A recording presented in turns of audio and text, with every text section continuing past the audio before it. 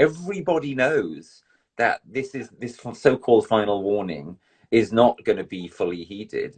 And on the other hand, there's something a bit reassuring to the average, not very well informed member of the public who hears this and thinks, oh, well, in theory, the final warning could be heeded. You know, governments could listen to scientists.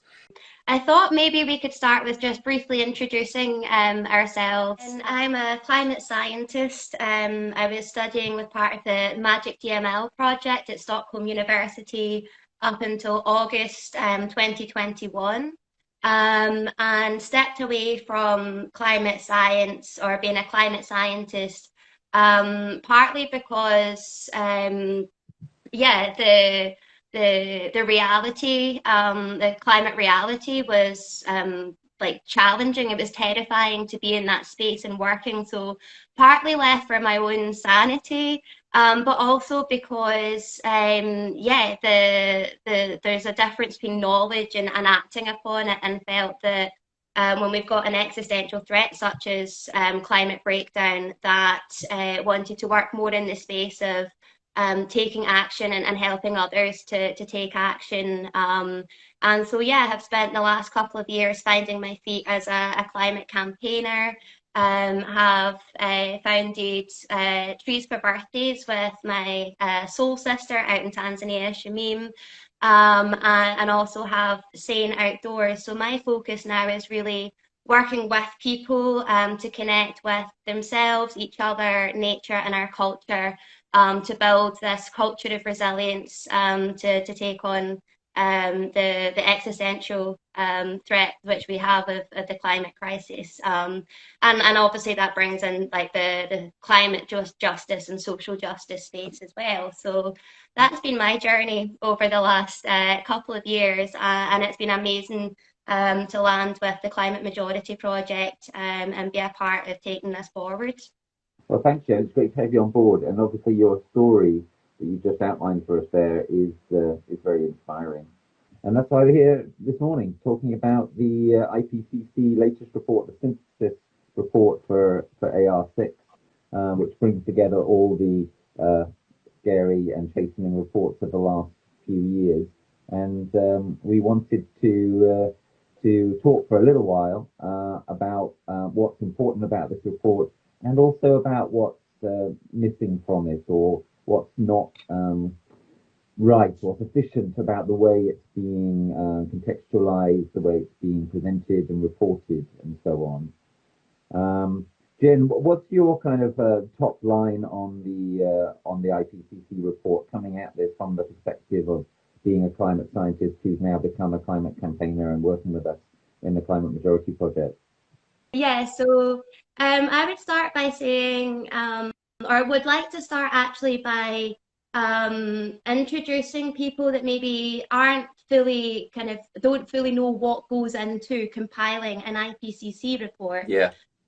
Because so I was fortunate when I was in academia, actually to be part of reviewing both the AR6 Working Group 1, which is the physical science basis, which we found everything that comes out in.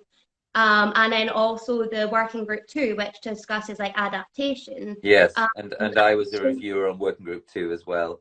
Yeah. Absolutely. So you'll know, like, as a start, the IPCC report like is a compilation of, and I think it's fair to say, literally every single climate scientist's work.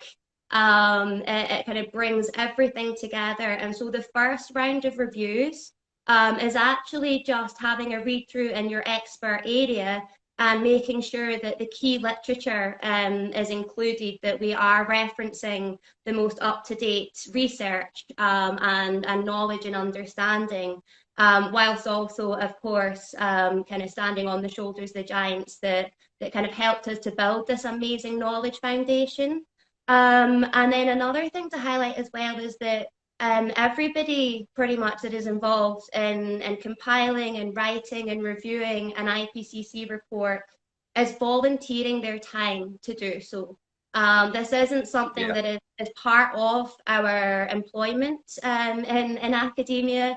We do it in our own time, quite often at the sacrifice of perhaps publishing our own work, or it's like time is something that you can't kind of grow in a sense. So if we're putting time into the IPCC report, then it's not going towards teaching or our own research. And so I think it's really important to highlight that it is a volunteer-led effort in that regard as well. Also, we actually have, like, before you're kind of invited to start reviewing an IPCC report, there's workshops and seminars about how we've kind of agreed on the language that's used, what's really meant by confident or very confident. And so there's an awful lot of like kind of preparation, there's an awful lot of thought and kind of collaborative solidarity work to actually like materialize a single IPCC report. And as you say, the one that was released on Monday is the synthesis report. So this is the kind of sixth assessment report. It includes the findings or what's been shared from all three working groups, as well as the special reports on 1.5, on the cryosphere and the oceans. So there is such a wealth of knowledge in this synthesis report. But I think a key take home really is that for anybody, not just scientists or those kind of working in the climate space in any way, shape or form, for almost anybody that's been kind of paying attention to what's like going on in the news and stuff like this, none of what's in this report is actually new to us. It's almost just a stark reminder of everything that we've been sharing so far. And AR6 is being called like the code red for humanity, like as a wake up call. And I think one of the things that's really nice to kind of see, although we kind of I'm in a camp of people that say we don't need another IPCC report. Like, we've got the knowledge, we need to now act upon it. It was really nice to see movements in the kind of compilation of AR6 and the reports that go into all of that, of starting to bring in language such as colonialism, and highlighting that there's deep roots to this crisis, or this kind of myriad of crises that we face. Yes. Well, that's really helpful. Thanks, Jen. I'm sure that's helped people who weren't familiar with the process to find their feet with it. I'd like to pick up on your sort of suggestion or implicit remark towards the end that do we actually need more IPCC reports? I'd like to connect that with the way that this report was presented as being a final warning. So the first thing I'd like to say about that is, okay, so it's a final warning. So if you're not crying wolf, and I take it we're not crying wolf, then there is no need for any other warnings, and there is no time for any further warnings if this warning is not heeded. And I think it's really important that we hold the IPCC and our leaders and so forth to that. The IPCC are saying this is a final warning. If it's not heeded, then we are crossing some red lines. The next thing I'd like to say on top of that is there any sane person in the whole world who actually believes that this warning will be fully heeded? Does anyone in the IPCC believe that? Does any journalist really believe that?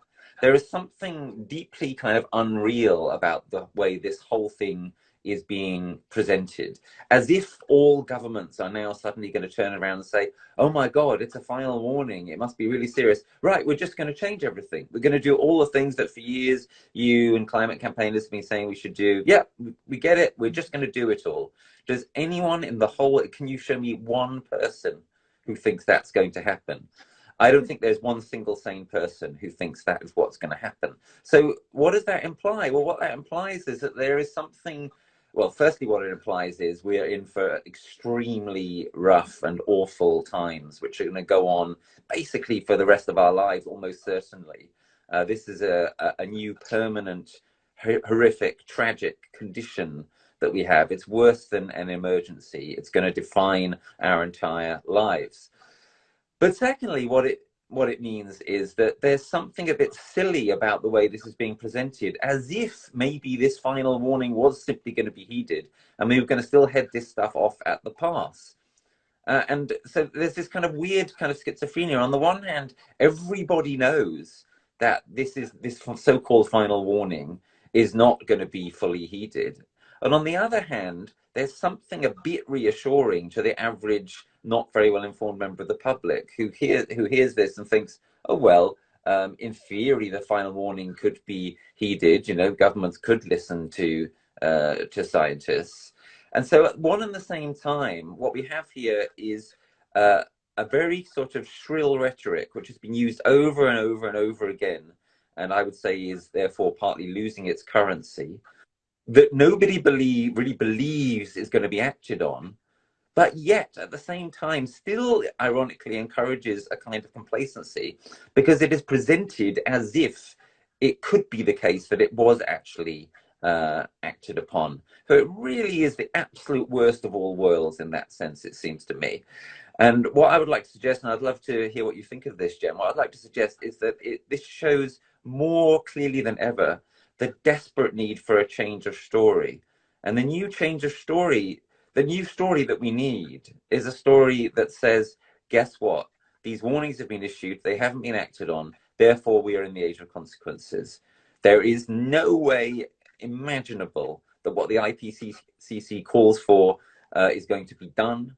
Therefore, it is absolutely 100% crystal clear that 1.5 degrees is dead, it's not alive, and the pretenses of some who are involved in the process and some political leaders and some journalists who are still insisting that it is alive, they're flogging a dead horse, they're misleading people, they're again actually ironically encouraging a kind of complacency, because people who hear 1.5 is still alive think, oh, well, so maybe everything's going to be okay. When we know for sure that not only is everything already not okay, but everything is not going to be okay. Absolutely. Yeah. So, yeah, so if yeah, we I'd go love down. to, yeah, well, what do you think of that, Jen? No, absolutely. If we go down and stick with business as usual, if we keep trusting in leaders that have continued to fail us and betray us, essentially, is exactly as you say, it is only going to get worse, and that reality is terrifying. And Yeah. I would almost add in the kind of one of the things that you were saying, that, you know, does any being out there believe that, you know, we are going to take heed, that, you know, politicians are suddenly going to just behave differently because the synthesis report tells us the same stuff that we already know? Yeah.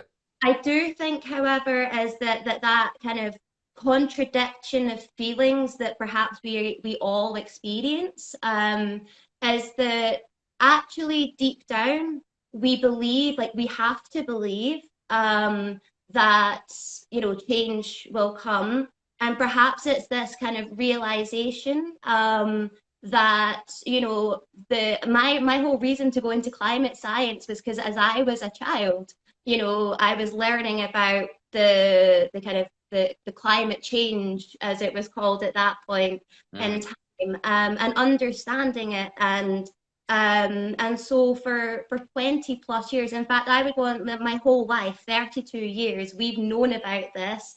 We've known pretty well what we need to do. And so I think it kind of clarifies that our leaders aren't going to take there isn't the political will to take the action that's required, and that then goes into this kind of inner work, that, you know, that hope, or this kind of contradiction of, like, we don't really believe that this change that we need is going to happen, but we can imagine within our own minds the future that we would like to live, and we feel within us that the only way that that's going to be achieved is by us doing the work, you know, not putting the responsibility onto the government or to scientists or to anybody else, Yes. but ourselves, and doing that collectively. So I think, in a sense, that kind of doom and gloom message is absolutely accurate based on the evidence that's put in front of us. But the evidence that isn't recorded is how each and every one of us feel. Good. Yeah. And I think that kind of hope or belief that, you know, we can make 1.5, we can keep it alive, or that we are going to take the necessary action. That's what we, as the kind of climate majority project, can help nurture and turn into that action. You know, supporting people through the feelings, like, you know, when the last when Working Group 3 report came out early last year, I had like the privilege to work on a brilliant project, Utopian Stories. But I hadn't gone through the kind of inner work journey to be able to turn the anger, the frustration, the upset, the heartbreak that I felt, you know, the work that I had been doing on these reports, it was finally published.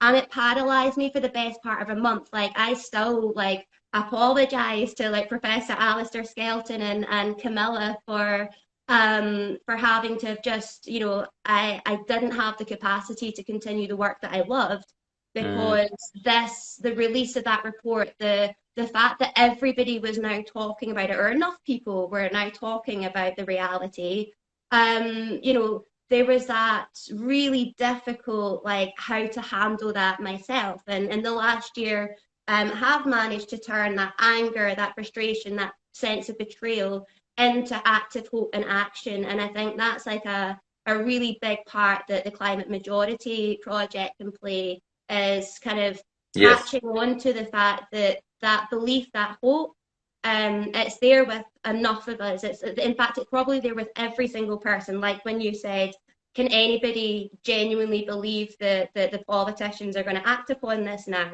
I think, yeah, kind of capturing that sense of like, well, they're not, but I still have hope and belief that we can save our species, that we're not, you know, we're intelligent enough not to let this existential crisis be the end of us, and that we can use the knowledge that we have to build the future that we want together. Yeah, thanks, Jen. Powerfully put. So let me seek to characterize how we see that in the Climate Majority project, in terms of our theory of change. So in terms of acknowledging the truth, which was what I was seeking to do a few minutes ago, the metaphor we use is that it's not 5 minutes to midnight or 1 minute to midnight, it's 5 past midnight. And that's a painful realization. So then, as you say, there is handling that realization. There is the kind of shared inner work, the culture of resilience, the inner resilience building, the psycho-spiritual adaptation that is required in order to process that, in order to turn it into energy and power for tangible, practical actions, because that's what people want. They want off-ramps into things that they can do that are meaningful. And as you say, those things cannot be exhausted by lobbying the government or voting for a better government or whatever, because politicians are so far off the pace. So some of this action has to be action that we undertake on the ground in communities. Some of it's stuff that we need to do in workplaces, in our professions, etc. The places in our lives where we have some power, we spend a lot of time. Action, multiform action as citizens and more.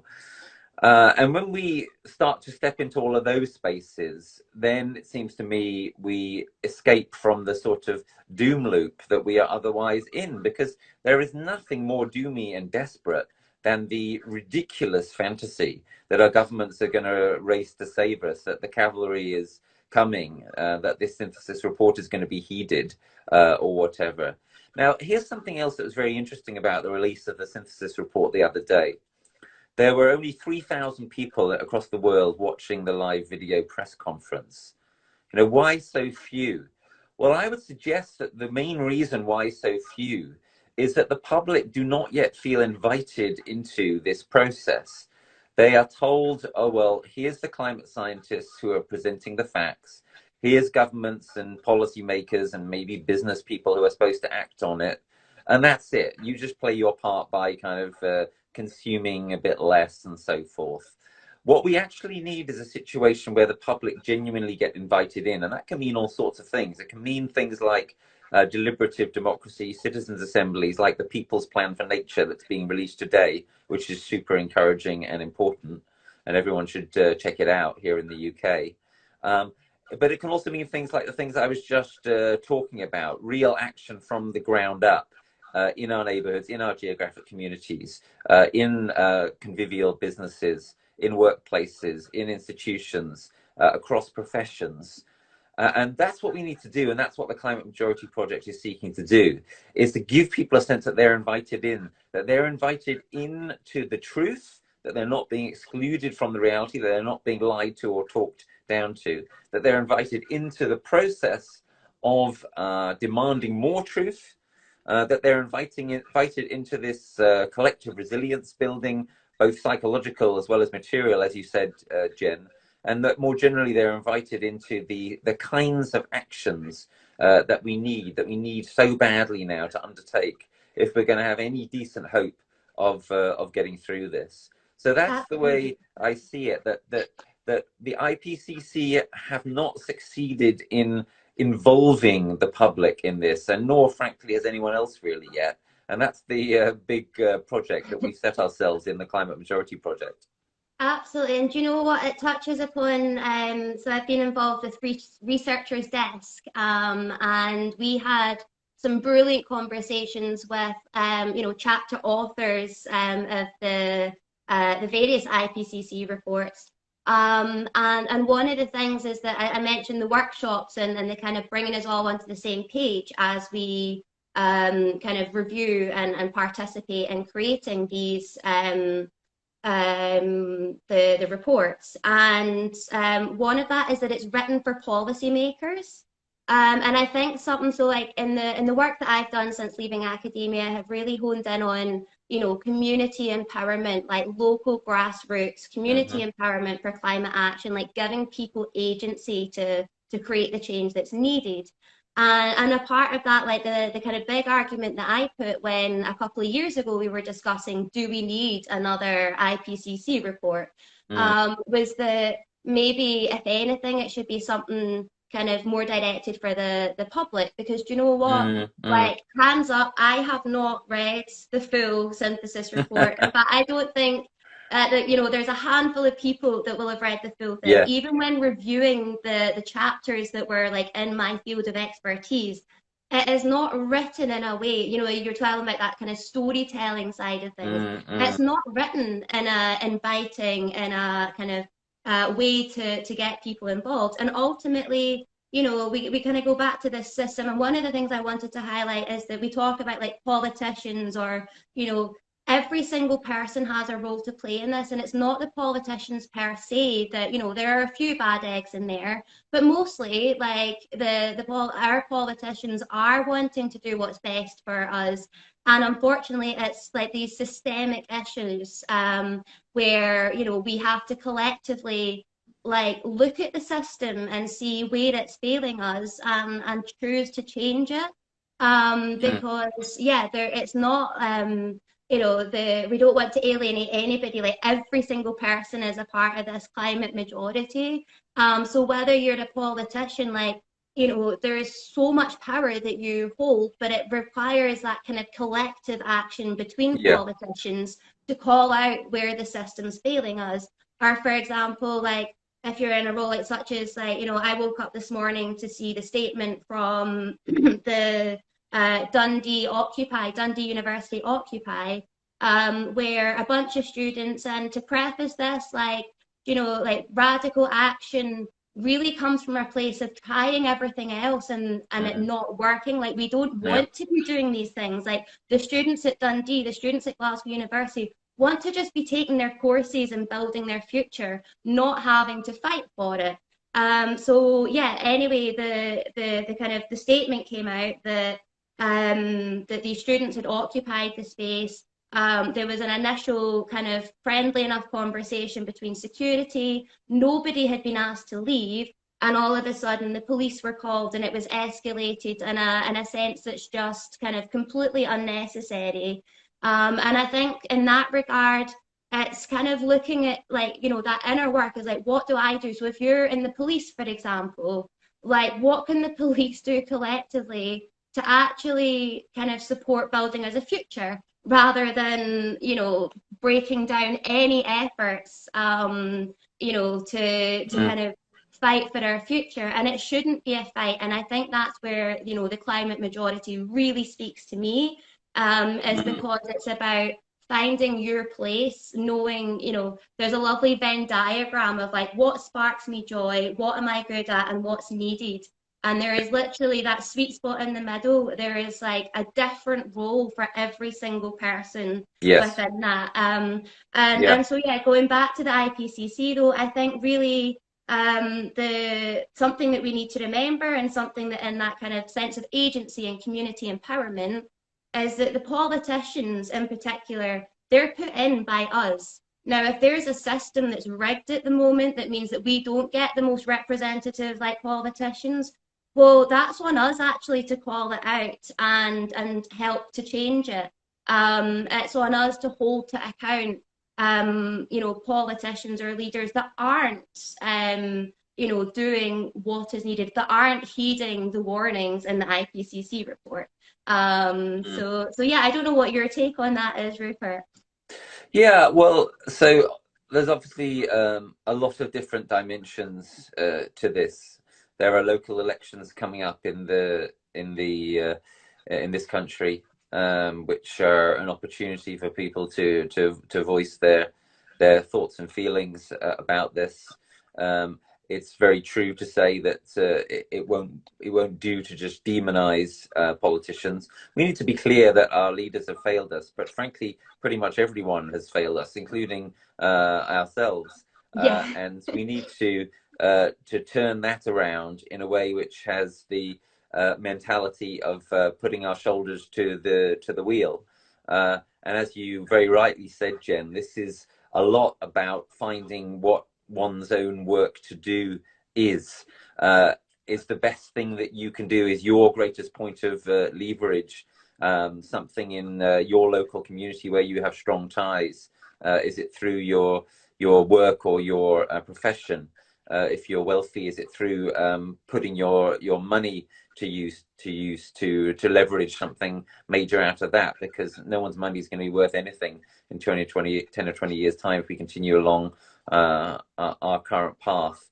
There are different ways that people can contribute, and the responsibility we all have is to figure out what those ways are, and to do so in ways that are effective together, not feeling alone in this. And that's what we're about in the Climate Majority Project, trying to build that wave, that huge kind of network of different things that people are doing and can do to make a substantial difference. And you know, it just cannot be left to the climate scientists and the leaders and the politicians. We are way beyond that. And the way in which this IPCC report landed or didn't land is testimony, I think, to that. I've argued that the COP process has outlived its usefulness, and I think it's time now for increasing numbers of people to be prepared to stand up and call out that the emperor really does have no clothes, and that we are so far into the age of consequences, and yet we're only at the beginning. Tragically, things are going to get incredibly difficult and harsh over the next 10 to 20 years. There's an interesting fictional case study of that at the moment, if people are able to access it. Extrapolations, new series on Apple TV Plus, is kind of the first series really to a drama series, major actors in it, Edward Norton, Meryl Streep, etc., to actually start to look into our possible futures.